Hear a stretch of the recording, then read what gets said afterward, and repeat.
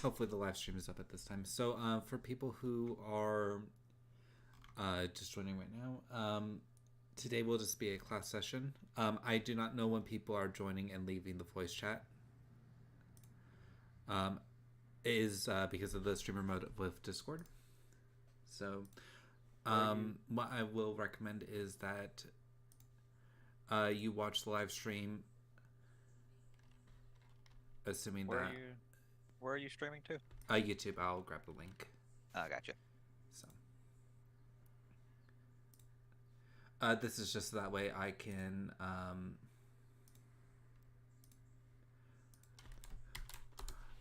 do what I need to do on my end. And I'll have to worry about streaming to two places at once. I don't have the bandwidth for that, unfortunately. I'm just going to It's okay. AI. I'm getting to fiber in a couple weeks. I'll stream your stream when that happens. Well, yeah, and that assumes that the servers are going to be consistent. What's a good map? No, that's going to have issues. Anyone know what lobby it is? It's not going to be a multiplayer lobby. It's going to be a single player skirmish. I recommend, by the way, that you open bar and open up a skirmish with a null AI on the other team. No AI is on your team. Because there's a fair amount of things to go over with controls, and being in a skirmish is actually really useful. This map is going to be better. For the new players, the term you're looking for when you go to add that AI is inactive AI. Yeah. At least in Choppy. I don't know if Skylobby has it differently. Yeah, and don't worry. If you're a new player and you don't know what Skylobby is, don't worry, you're not missing out on much. Yep. It is in short, it's basically an alternate lobby that we do not support in any way, but it does work with bar.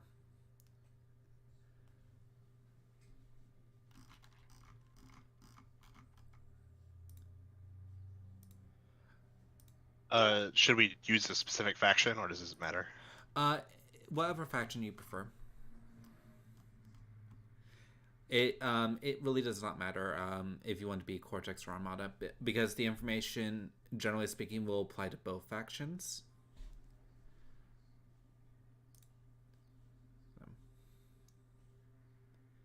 And also,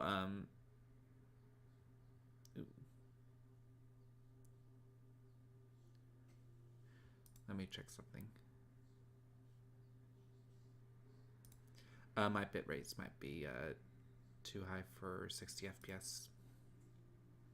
Whoops. I'll fix that for the next stream.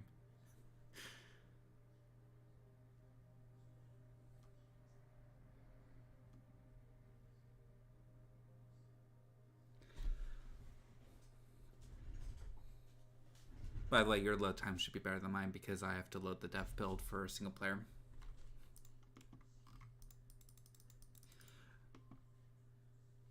If you're curious about this map, this is the Zed remake.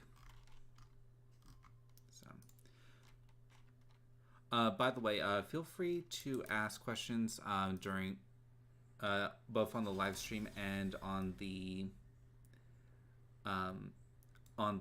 Discord, both the voice chat and the voice chat channel for text. I need to disable one thing for now. So for bar, the first thing that I'm going to go over is a starting build order. So your commander, when it starts, it is important to consider what you're going to be achieving with map control. For example, on Zed Remake, you have two starts, one right here, one here.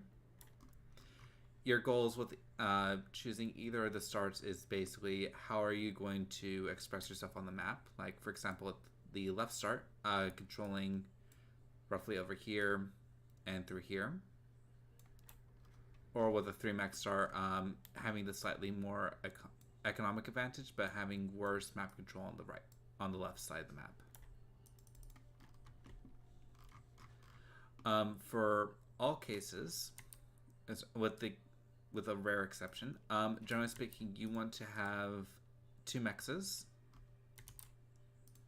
before you consider any type of energy production.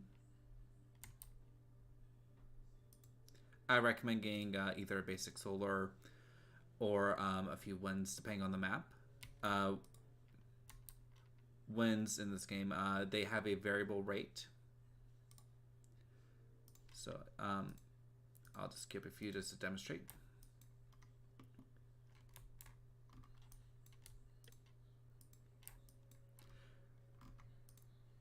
So at the top of the resource bars, you'll see that there is this icon that I'm hovering over, which is the wind speed.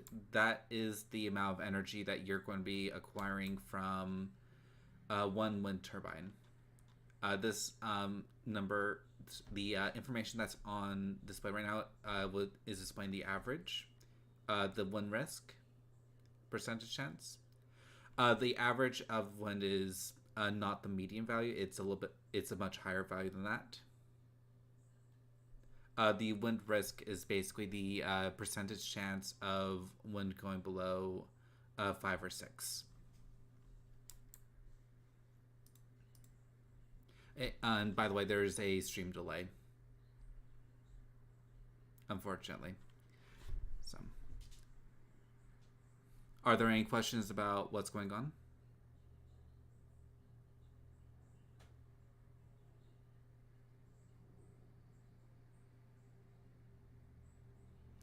Okay, moving on. In Bar, there are multiple types of factories to choose from. In this case, I went with a bot factory. Bots, generally speaking, are high on energy costs but lower on metal compared to their vehicle types. With factories, it is best to assist them with units, such as your commander in the early stage, to get out early constructors, or to get early combat units.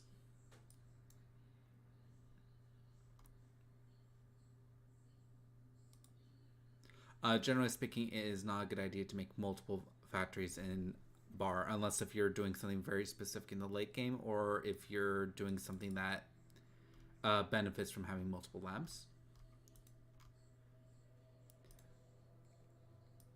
Next, it is worth noting that constructors, both tier 1 and tier 2, have different build lists to the commanders. For example, for economy, commanders have... Actually, I should switch to build menu for the time being and not be on grid.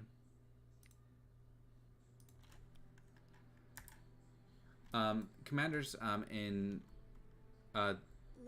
commanders can only build basic energy production, such as the wind turbine, the solar collector, the titles, which is here, and converters. Whereas with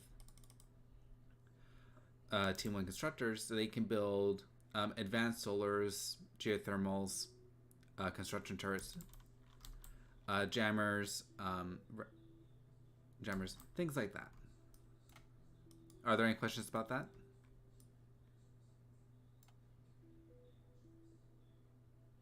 Okay, good. Moving on.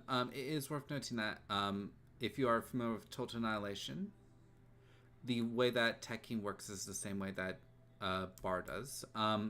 To make a tier 2 bot factory, you need to have a tier 1 bot constructor. There are no exceptions to this. That is just how it works. By the way, do ignore the resource bars at this time, because I am going to be doing things resource-wise that you really should not be doing.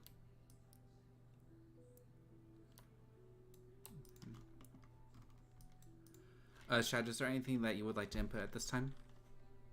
Not at this point. I'd say at this point you've pretty much covered kind of how the opening goes. Okay. Low power. Okay. In this game, by the way, there are audio alerts. They will let you know if you're spending too much, if you have too little power, too much metal. It will let you know there are two types of overflow alerts that can occur in the game. The first is that you are overflowing a resource. In a team game, this is not a bad thing to hear because that means your allies are receiving resources. But if you hear the phrase, your whole team is overflowing resources, that's when you have an issue with your team not being able to spend their resources. So, Low power. next, it is worth noting that with maps, there are going to be features such as rocks. To reclaim any feature on the map, you can simply use the reclaim order, and you can click and drag. I'll be getting a few other things up and running at this time, just to speed up the process of things that are going on. I'm not used to build menu, unfortunately. So then it would be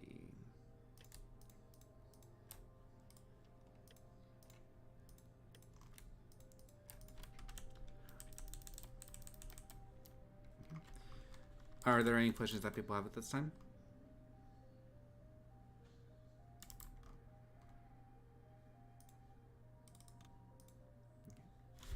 Everybody's so quiet. Yep, I guess people don't want to ask questions. Okay, so moving on. I'll go through the micromanagement of units. In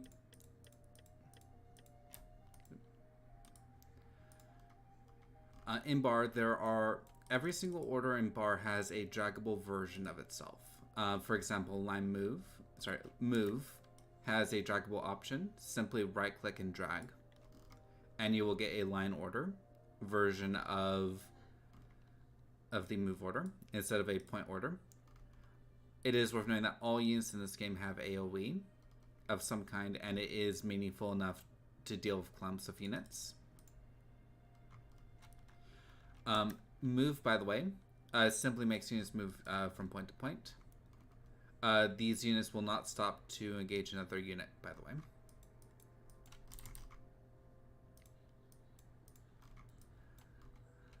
Next, there is fight command. Fight command is is basically an attack move order. Units will move to the point until they see an enemy unit and engage it. In which point, when they are attacking another unit, they will simply stop.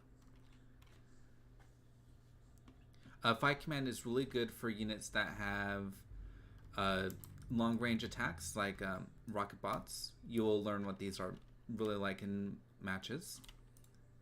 Or things like pawns or ticks. They're really good for keeping away from mexes, so that they don't kill. So that these units don't kill themselves when killing mexes.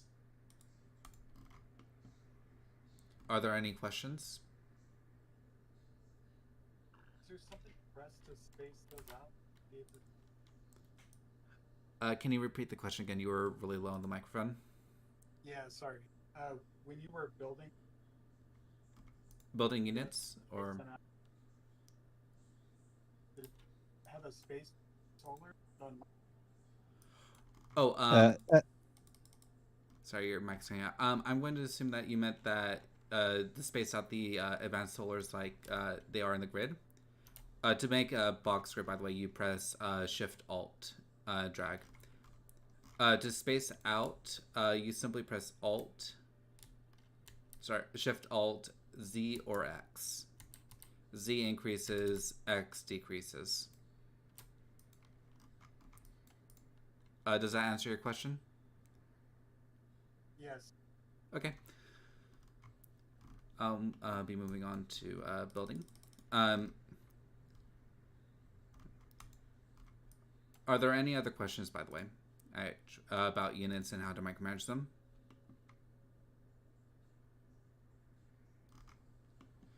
Okay. So the numbers on these units, this is where things are going to get interesting. The numbers that are on these units represent an auto group. Essentially, an auto group automatically assigns a unit to a number when the unit is built and is existing as in a commandable state. So so for example, if I need all of my pawns to come over here, as well as my ticks and plasma bots, I can simply press 1, and I can order my units from here while looking over here to come here. To assign a unit to an auto group, and this is where if you're in a skirmish mission right now with versus a null AI, this is where I would recommend start thinking about things and making some units. To assign a unit to an auto group is simply Alt and a number. If you wish to unassign a unit from an auto group, is Alt and tilde, which is to the left of 1.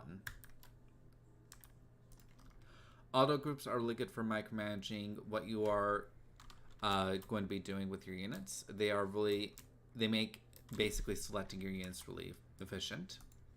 There are also control groups in the game. So for example, if I only want a handful of units like these 2 Centurions and 3 rocket bots, I can press Control 4, and they will be assigned to the number 4 key. To remove them from the control group, you can simply press Control and tilde. They will not reassign themselves to the auto group, so keep that in mind. Are there any questions about auto groups?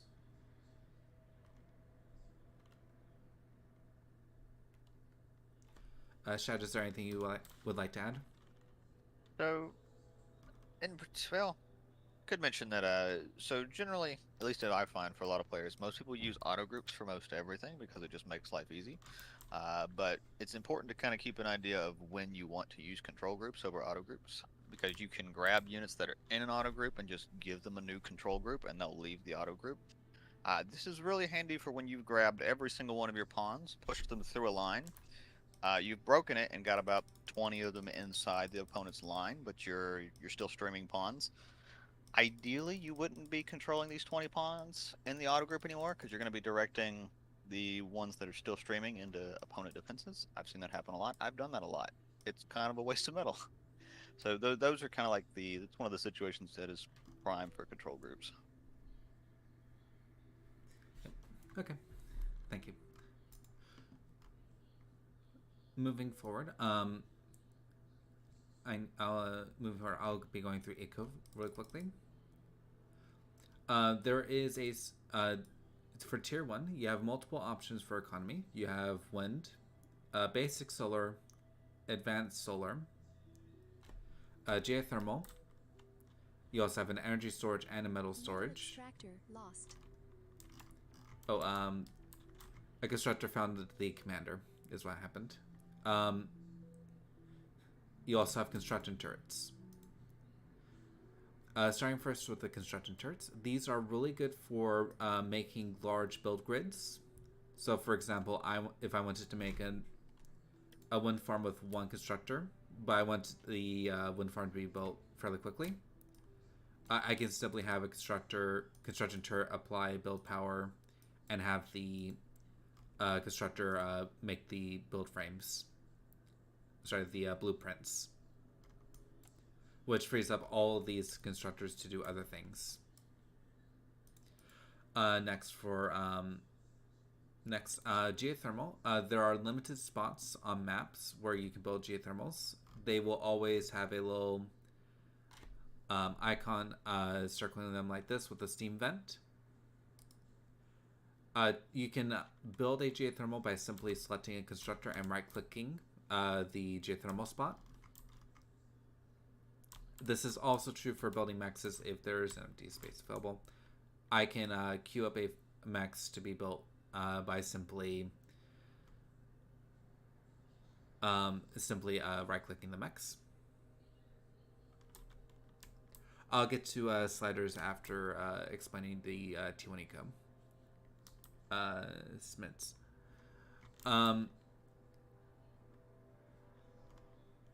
Each type of energy production, by the way, in bar has its own advantages and disadvantages.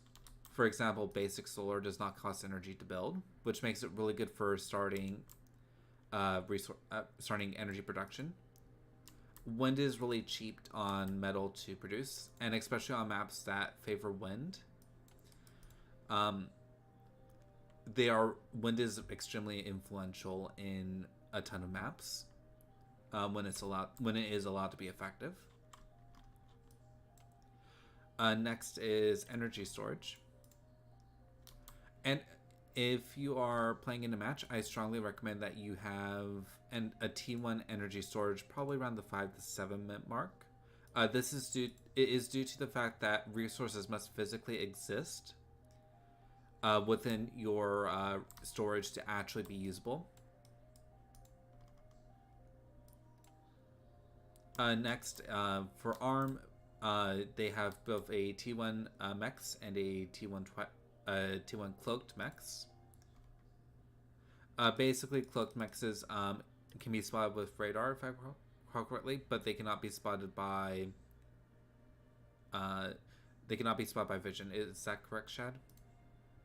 What was the question again? Sorry, I was answering another question. Cloaked mechs they don't show up on radar, right? Correct, they are stealthy. Okay, never mind then. They are hidden. Basically, if you want to see a cloaked unit, you need to path like this to it and be touching it basically to see it. Cloaked mechs and the regular T1 mechs, they have the same energy production. They just have a different energy drain rate. How did you get there? You'll see what I'm referring to in a second. Icon decided to get stuck inside of an advanced solar. Okay. Moving forward, back to mexes. The T1 mexes, it doesn't matter which type it is, they will extract at the same rate. Okay, so moving on to the resource sliders. For the metal share slider, basically in a 1v1 match, this is irrelevant, but in a team game, if your resources are to the right of the red box, they will be sent to your allies. So in this case, I have 2,075 metal. If I set to 50%, if I had another teammate who had no metal, basically they would be receiving the metal to the right of the box.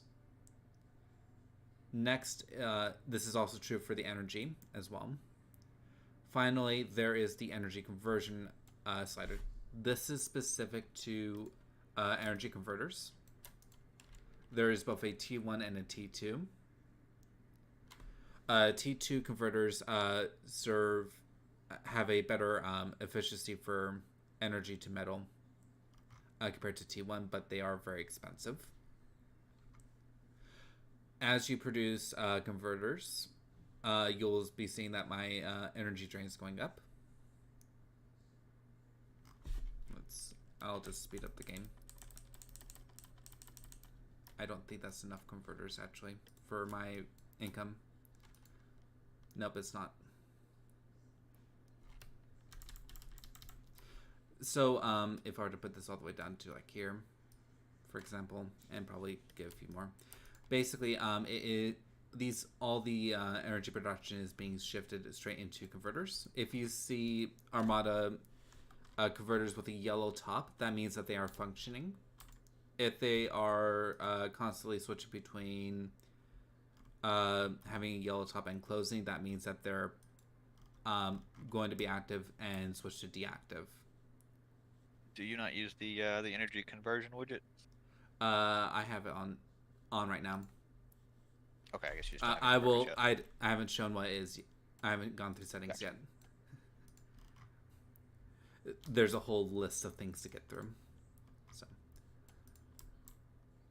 So as you can see now, my energy drain is actually really high. It's being pulled down, and that's what converters will not go below this point of the storage basically for using their converting the energy into metal. You can see that some of them are turning off and turning back on occasionally.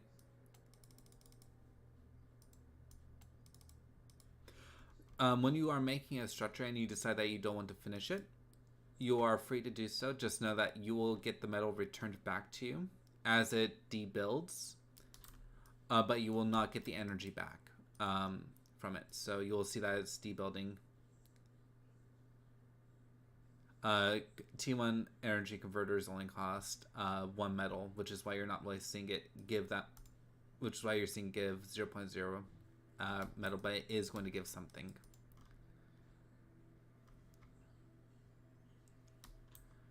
Are there any questions about Tier 1 economy?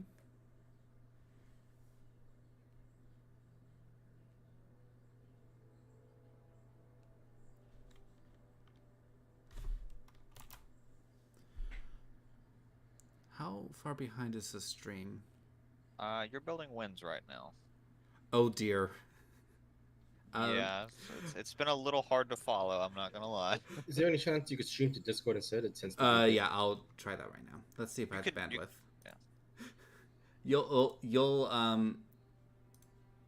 Yeah, you're just now looking at the geo on my screen.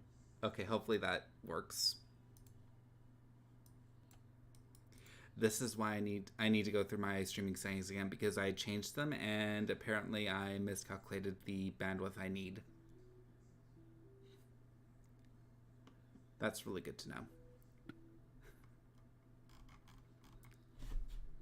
This was the constructor I was referring to, by the way, Gang 7 Advanced Solar. Let me see Discord. So, are there any questions that people have, by the way? Should be in the right window there, driver, because I'm seeing your Discord. Whoops. This one. Okay, that should be it. There we go. Yes. All right. He's having a fun time on that solar. What's the threshold when you should start building converters on T1 as far as like energy and time in the game? If your economy is primarily wind, you can. I'll get a demonstration video of how to grow wind farms, or at least how I do it. But generally speaking, if you are making wind and it's after the 7-minute mark, I would consider converters. It also depends on how good the wind is. That too. If you are making solars, or advanced solars, basically the answer is you don't make more energy productions, is specifically more advanced solars and regular solars to convert into energy to make. So the math on solars into energy converters is really, really, really bad. Because what I think you need one advanced solar to fuel one converter, and I think that's a good more than 5 minutes for it to pay itself back for that. If you're doing regular solars, you need about 3 or 4 regular solars to produce enough energy to power one converter, and at that point, it's going to take you about 10 minutes to pay itself back. So generally, if you're doing solars, energy converters are to catch excess, nothing more. So usually for me, I'll have about maybe 4 of them at most. They're just to catch excess, not to produce metal, with the intention of economy. Yeah, solars are good for having a good production floor for your energy income. The wind is always going to be variable to some degree. If you have a T1 Geo, it's actually perfectly fine to use energy converters with it. It's just that it's going to take a little bit of time to pay off.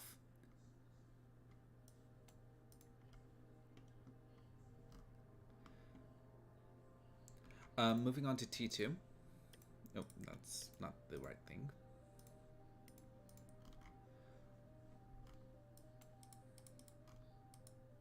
Moving on to T2. To make tier 2 mexes, you need tier 2 constructor. You can, in bar, you can upgrade your mexes directly from T1 to T2 by simply grabbing a tier 2 constructor and right-clicking your mex, like so. Doing so will reclaim the tier 1 metal extractor, which is 50 metal after the T2 max is done. This is also true for geos. If you are free to choose between the regular explosive geo or the shooty geo, which is a core specific unit, and the safe geo that ARM has.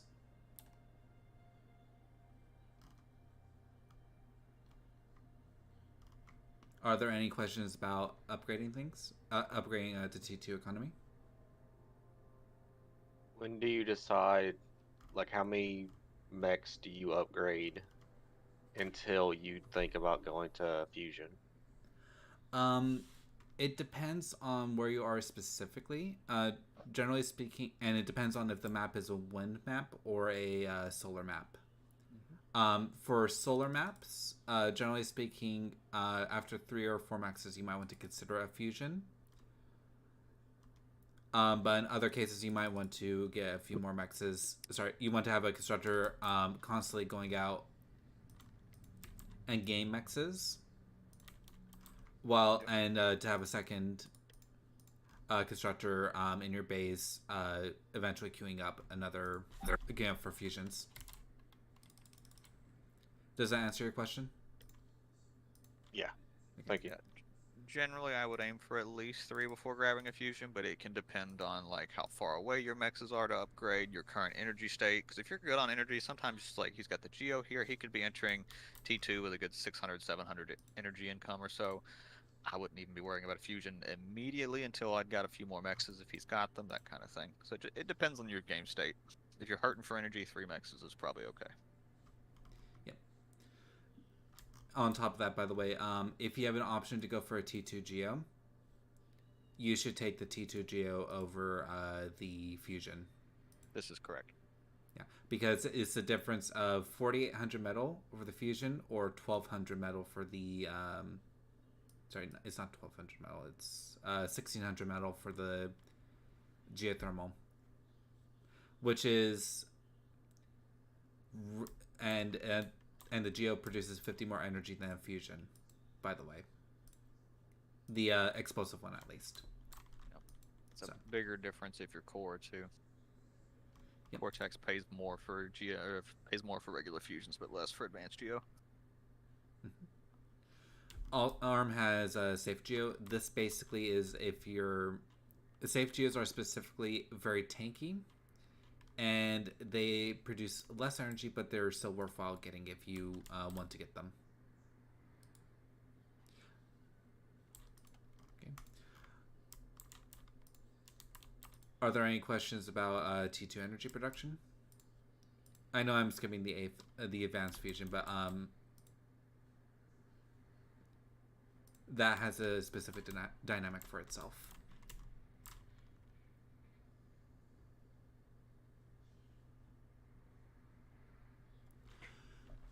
Okay then, I'm going to go through settings really quick.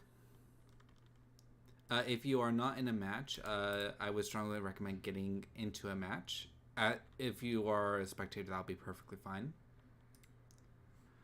So what I would recommend is, if you were to go to interface,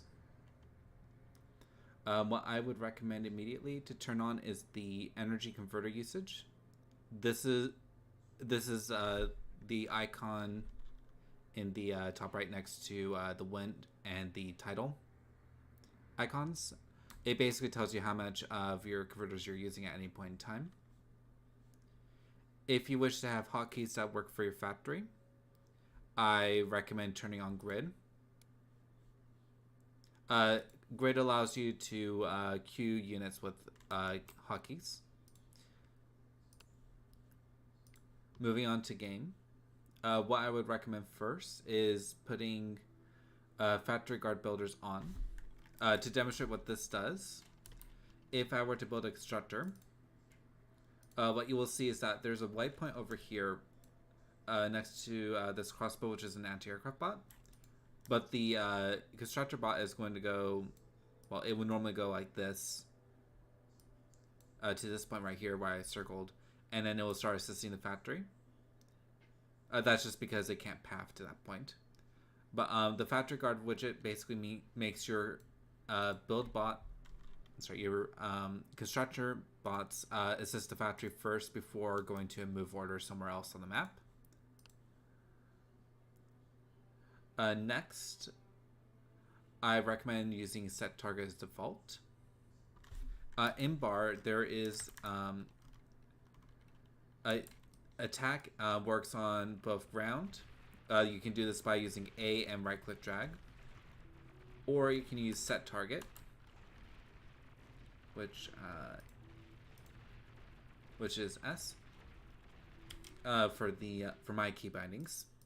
It will be Y for your key bindings. Set target is basically your units will prefer to shoot this target over anything else if they can do so. For example, and they will not move to the set target region. So you'll notice that now that I'm moving my units here, my units are all trying to shoot that point. And they're probably going to kill themselves in the process if I were to continue to let them to do so. Set target basically means if you right click on an enemy unit, that unit would become the priority target. Moving on to controls. If you wish to use grid for your factory, I strongly recommend switching to grid optimized. If you have a 60% keyboard, there is a 60% keyboard preset for you. If you don't know what that means, basically, a 60% keyboard does not have a function key, the function route, the numpad, and it does not have the print, scroll, pause, insert home, page up, page down, end and delete buttons. So, if you are unsure of what you need, I can post a link of what a 60% keyboard versus a 100% keyboard would look like. If you work in an office environment and you have a numpad, for example, that's a 100% keyboard.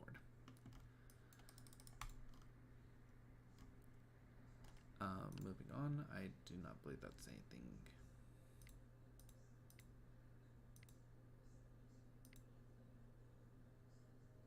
I don't believe there's anything else.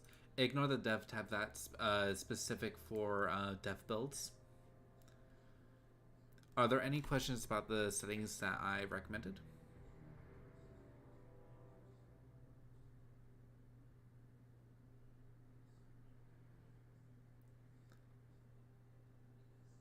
Are there like different camera modes?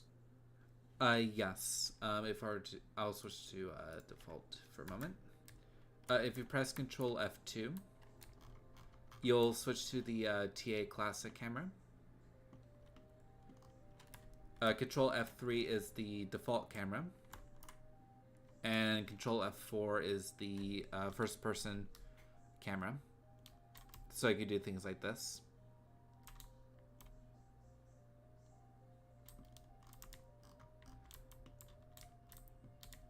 It is worth noting that this, those are the default key binding presets, by the way.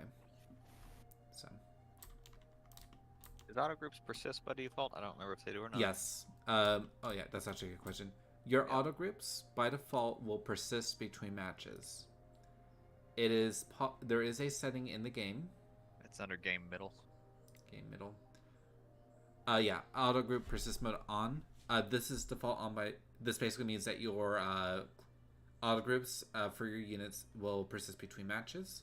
This is really good if you take time in a single player match to really think out about what you want your auto groups to look like, and to be able to better test them instead of having to go through the entire match constantly adding and removing units from auto groups. I mean, that's Yeah, I what wanted I to do. mention. Go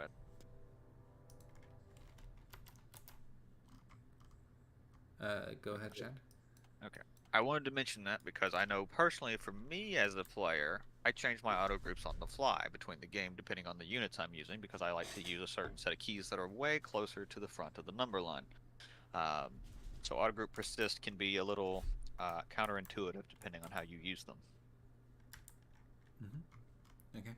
Who was the other person that was wanting to speak up?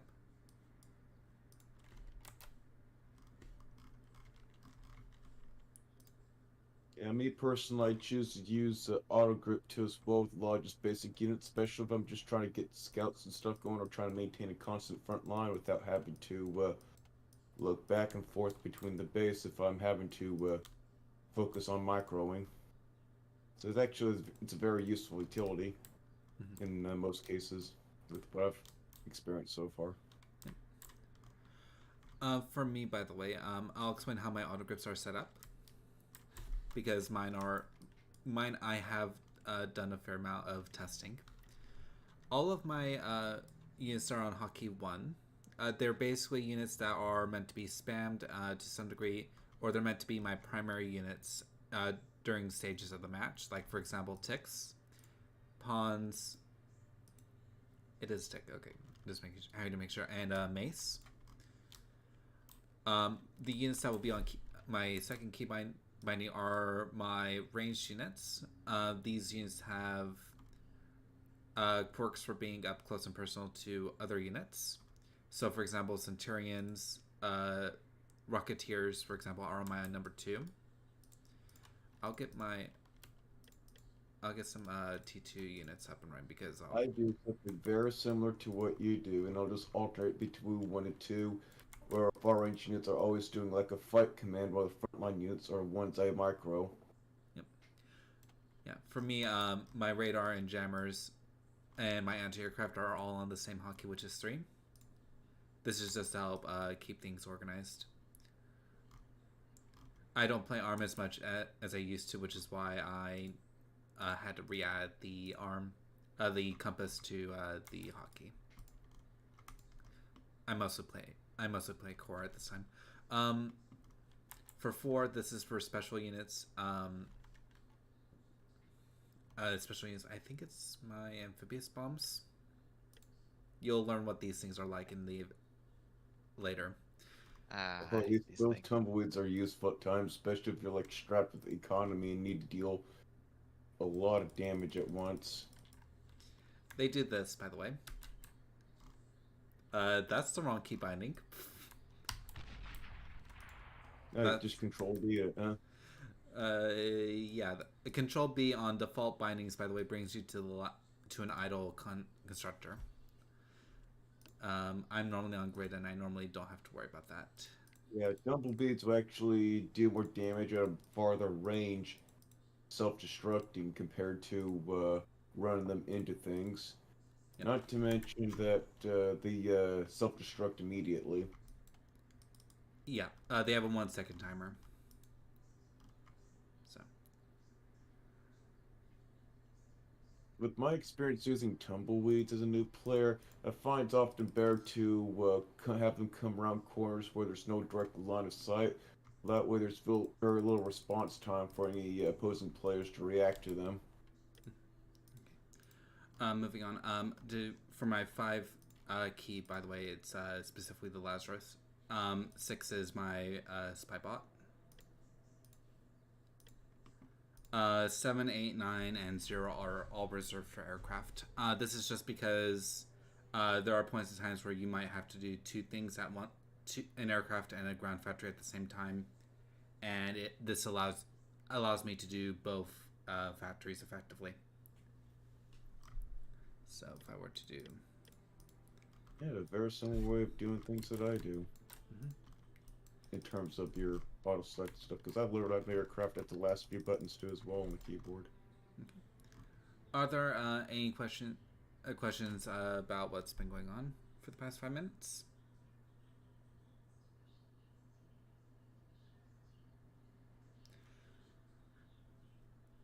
Let me actually just check the Academy channel just to make sure, because that channel closed for me for some reason. Okay.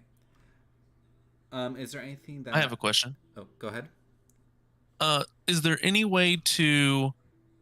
so when you push F5, is there any way to keep the mark, like the line of sight and like radar markings and all that? It should be on by default. Or do you mean these markings in particular? No. So when you push F5, it hides the UI, and you can keep the icons, but it also gets rid of the line of sight and radar markers. Let me see what it does. I see what you mean. F5 is specifically just a it is a tool just to turn off the UI. That's all that it does, unfortunately. Gotcha. Okay. Just sometimes the overhead view and seeing everything sometimes helps in the middle of a battle, especially big games. Yeah, I can see why you're saying that. Like the graphical interface, like gets in your way of seeing things. It's the UI can be a lot of wasted space sometimes. Yeah, there's a reason. One of the things I actually do to help improve myself is that you're able to minimize the size of your mini map